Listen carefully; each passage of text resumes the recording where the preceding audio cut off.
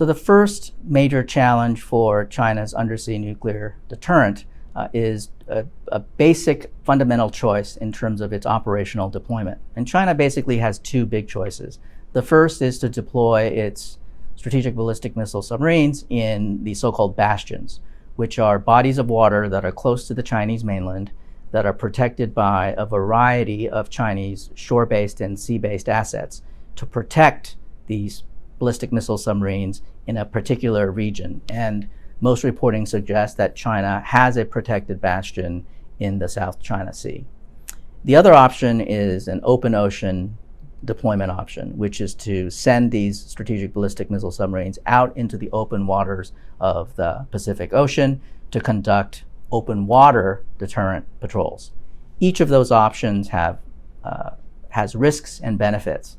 For the bastion, obviously it enhances the protection of those boats close to Chinese shores, but of course the downside is that that area of operation is relatively limited, which of course increases the chances that it might be detected and threatened in times of crisis. Open ocean patrols, of course, have the benefit of maximizing the deep and open waters of the Pacific, giving Chinese submarines significant amount of freedom of maneuver, the ability to operate and hide in various places, making detection very difficult.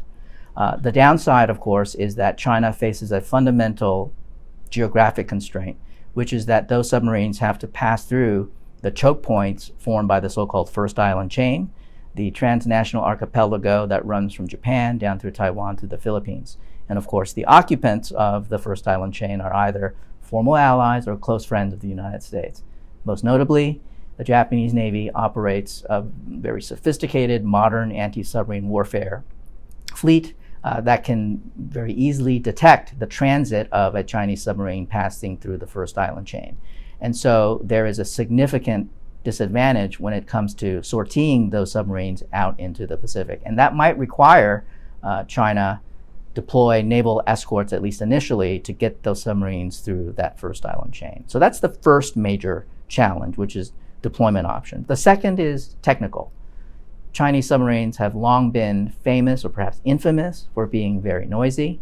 And so there are these long-standing technical challenges in ensuring that their submarines have better quieting technology, whether it's through advanced hull design or advanced propulsion design to make those submarines quieter. We know that the current generation of submarines, the earlier classes of the current generation, including their nuclear attack submarines, as well as their strategic ballistic missile submarines, have tended to be very noisy. They have gotten quieter over time, and so we're seeing that China's trying to fix this problem. The third is command and control, which is that having to delegate tactical authority down to the local commander runs up against the long-standing predilection of the Chinese Communist Party to have great political control over these nuclear weapons.